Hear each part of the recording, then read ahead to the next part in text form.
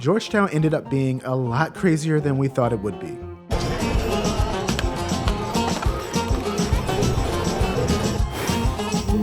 This is crazy. See what I mean? And with Sara leading the way as our guide this trip, there were bound to be a few distractions and unplanned detours. Following a map I got for free at our hostel. Welcome to Georgetown, the capital city of the Malaysian state of Penang. We're going to show you just how we explored the city, but first, let me tell you how we got here. I'll keep this short. We took the bus from Ipoh to Penang, hopped on a ferry to Georgetown, which cost us 2 ringgit. Finally, we walked the remaining 15 minutes to our accommodation, and now we're ready to explore. We're staying in a pretty cool co-living space that's like right in the heart of Georgetown, so we can really walk to almost everything. So the plan for today is, there is no plan, and we're just gonna kind of wander and see what we can find. What'd you find? Fish lane, alley of salted fish, the proximity to the market and the lack of refrigeration left, What? This alley. This alley was dominated by salted fish being laid out to dry due to the proximity of the market and the lack of refrigeration. We're on our way to find a unique style of coffee here in Georgetown, or so we thought. So we were gonna find some clay pot coffee, but apparently they are closed on Mondays, and that's not online. So we walked here, that's my fault. We'll probably try again tomorrow or find a different place.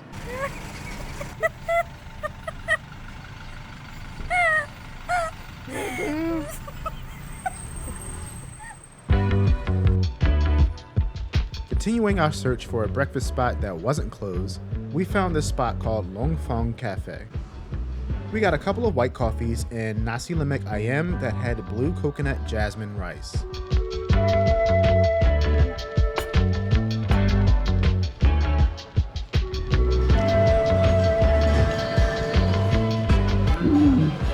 That was delicious. That might be one of our best nasi lemaks yet. Okay, so far we're 1 for 2 on restaurants. But besides the food, we wanted to see what else Georgetown was known for. Luckily, we're not far from the Clan Jetties.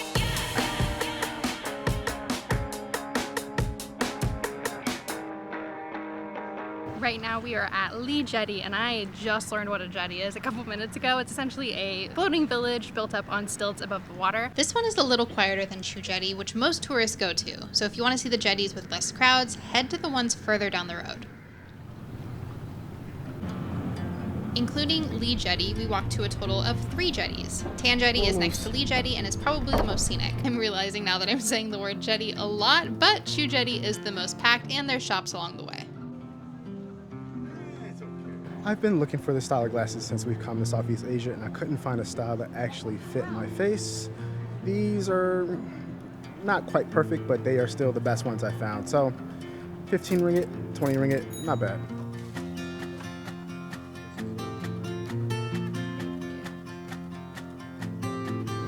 Needed that.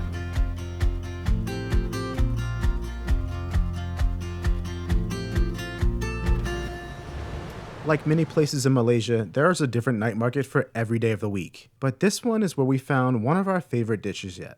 We're at the Maccallum night market. We had the luxury and fortunateness. We had the privilege. We are fortunate enough to be here on a Monday because it's only open on Mondays. And we were already eating. It's already good. We're off to a good start. And the first thing we ate was called charakwoi gak. I honestly had no clue what this was, but I saw Popeye over there whipping this stuff up, and no joke, this dude has some serious forearm muscles. Probably from making all that food all the time. But let me tell you, this is the best thing we've eaten in Malaysia this entire trip. Yeah.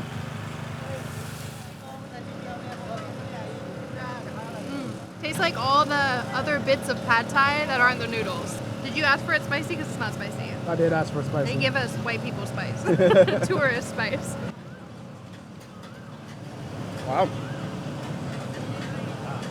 Yeah, that's really good. I'm glad I got with the egg too. That's really good. Next, let's find something sweet. We found this really nice couple selling sugarcane juice out of their truck, and we had to try it. First drink out of a plastic bag I've had. I could drink this whole thing in one go. Can't remember anything, but I know we got lit. Per usual, we got a lot of food for not a lot of money. The other things that we ate were a pambalik, a mixture of curry puffs, and some fried things. Oh, and mochi. So with all this food, how much do you think we spent? And the grand total was 24 ringgit, which is $5.08 USD. Woo, big ballin'.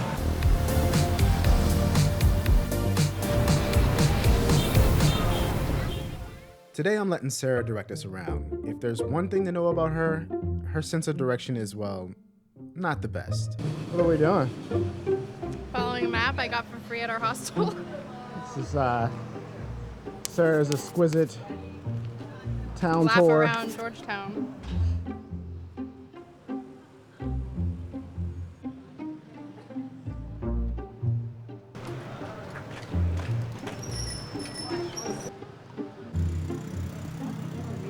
Okay. Shelter is inside the resort. Okay. Yeah. So you can be a volunteer to walk the dog, cute. feed the cat. Yes. As we were wandering, I stopped in this little local artist shop. I always love looking at local art from wherever we're visiting. I think the shop owner or one of the workers said that this is 400 feet deep and it's mostly all local artists and locally made as well. And then 30% of their proceeds go to help cats and dogs because they have a cat and dog shelter on Langkawi Island called Bonton.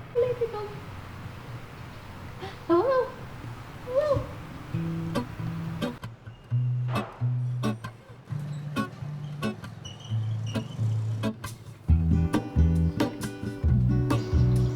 Is that a fire hose or are you just happy to see me? There is a life I Where lead, to next on Sarah's Grand Adventure? The big building, hurrying to cup my tea. I can take what Maison de Poupie. doesn't make it easy. That is huge and gross.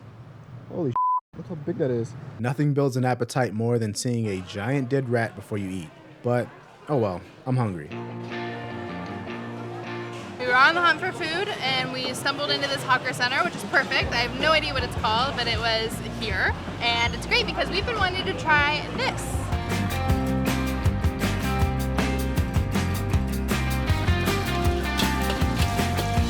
So we ended up getting a plate of char kway teow. Whoa, let's try that one again. Char kway teow and char mei for only 8 ringgit each. Surprised how I've grown to really love bean sprouts since being here. We've been putting off seafood just because, you know, being safe. I'm regretting it now because that shrimp was really good. That was really good. So was really far, good. Sarah, you are A+ map guide, tour guide. Thank you, Swingin' Pillows, for the free map. Yeah. That is coming really handy, actually. Yeah, I like this. I think we should try and do this more. It's nice to have like a physical thing Yeah. than just like looking at our phone. Yeah, or just getting randomly lost. Yeah. We've really just been, I've been like sticking to one street and we haven't had a chance to do this yet. Just like wander because our itinerary I feel like is so packed and planned. Yeah. We've come across some gems today. Speaking of gems, you know the artwork you see all around the city? Well, the artist that created most of them has an art exhibit right here in Georgetown.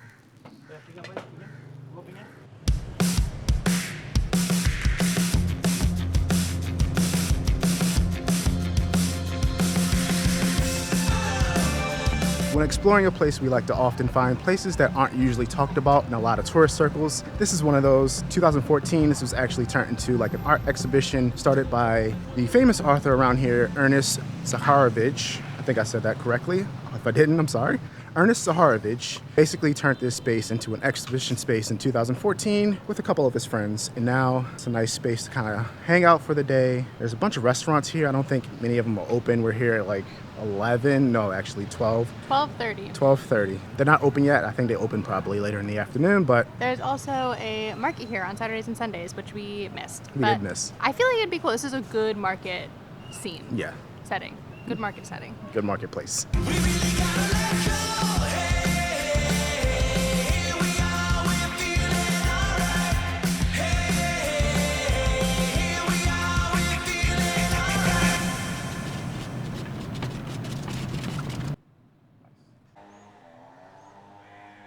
We're gonna give Clay Pot Coffee another shot today.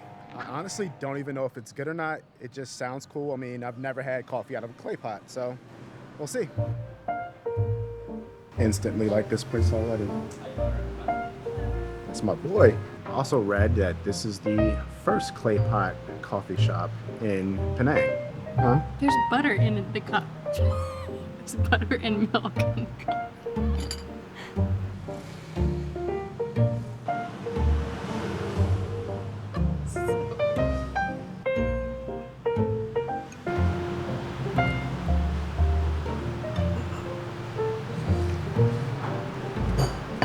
It's really good. It's really smooth. When you bring it to your face, you can definitely like smell the butter. Like it feels like you're gonna drink a bowl of popcorn. But it's really good.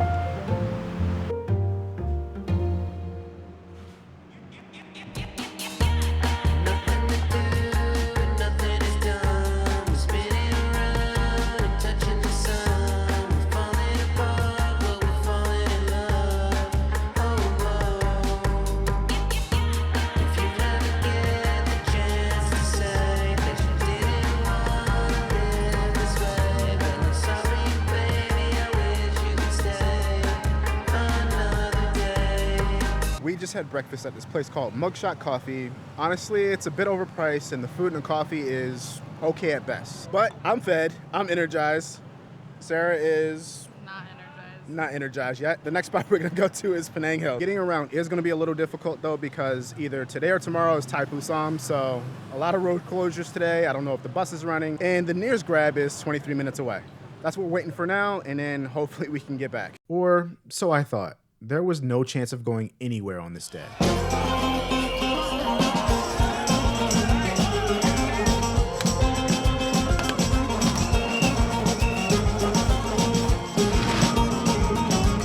So we just talked to this lovely woman who gave us a lot of information, a lot of things that we didn't know. So the actual event is tomorrow, but here in Penang they start the chariots a day early, which is today. So we like knew this was happening, but we had no idea we would be here for it. So it's very exciting.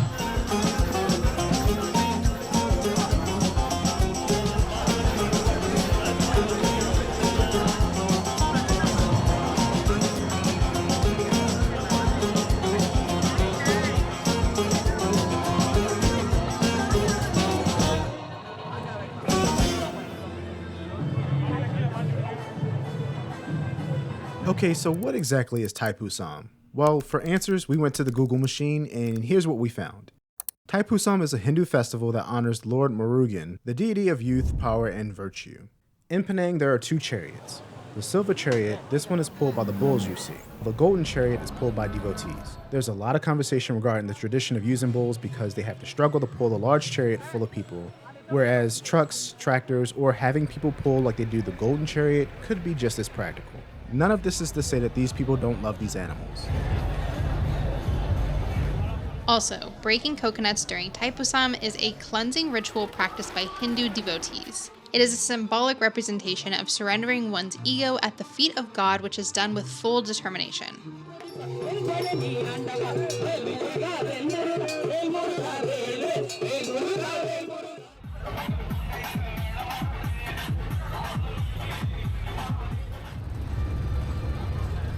Thaipusiam was chaotic, but we did eventually make it up to Penang Hill. It just happened to be a couple weeks later. We'll explain that in a bit. How you doing? Morning. Hello.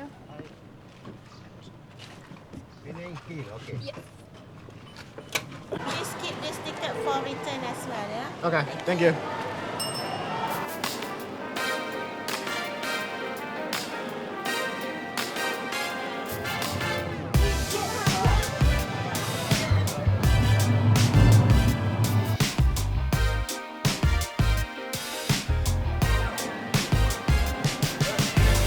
So we finally made it up to Penang Hill, and full disclosure, we didn't make this on our last trip to Penang because of Thaipusiam, and it was so busy we couldn't even get up to the lift area. That was before our trip to Langkawi. You'll see that video next week. And if there's one thing that you should do before planning your trip to Penang Hill is maybe check the air quality because it is pretty smoggy today. You can't really see most of the view. Well, this is what it could look like. This is what it looks like today. Unlucky.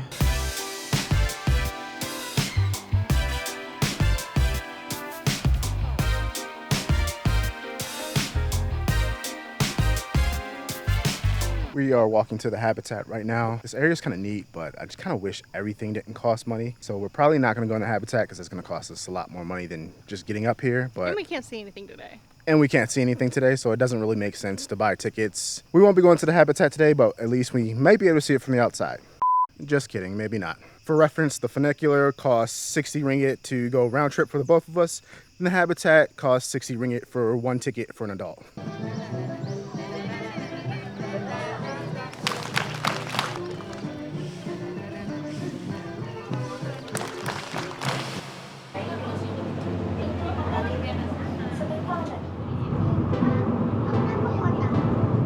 Despite our setbacks, riding the funicular made our trip to Penang Hill worth it. But even more worth it is a trip to this temple, which we're about to go to.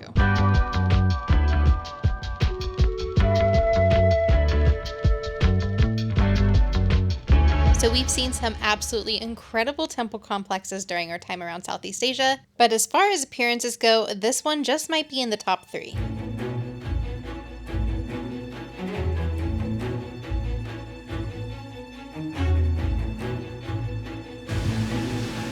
Oh, that's what I do when I get in the water. This pond is called Liberation Pond, but unlike the name suggests, you cannot liberate any tortoises. We've made our way to Kek Lok Si. It's the Buddhist temple about a mile away from Penang Hill. This temple is gorgeous. It's absolutely massive, and it's just so fun to look at. To get to the top of the temple, you could walk, or you could be like us and pay a small fee to use the funicular and skip the long walk up in the hot sun. We're on a bit of a budget, so we just bought one way, which was 8 ringgit each. And we're gonna walk down. To our surprise, a golf cart is included with your ticket that takes you up to another funicular, which takes you to the top. Treated like royalty.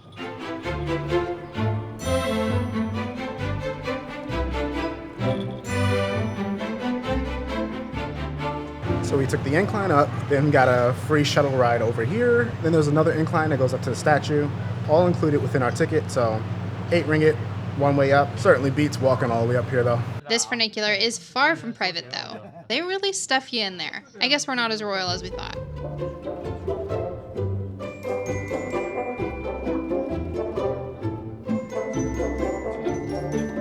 But at the top, you're rewarded with a gorgeous view of the city and a 30-meter tall statue covered by a magnificent 20-story pavilion.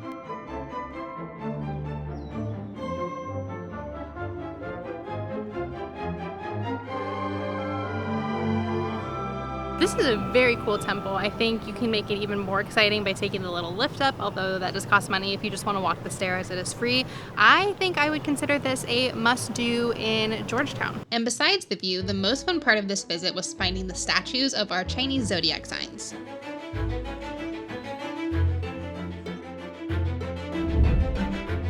So the 16 ringgit we paid to get up here doesn't work to get us back down, so we have to pay another 16 ringgit. So we decided to just walk back, but we have to figure out a way. So right now we're just walking down the street. Hopefully this leads us out.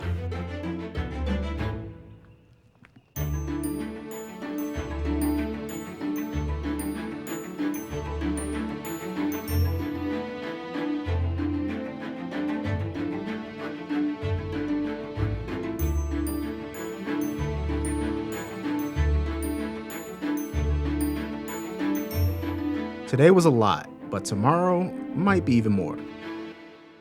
Okay, so like we mentioned before, Langkawi is our next and final stop in Malaysia, and it might just be our favorite.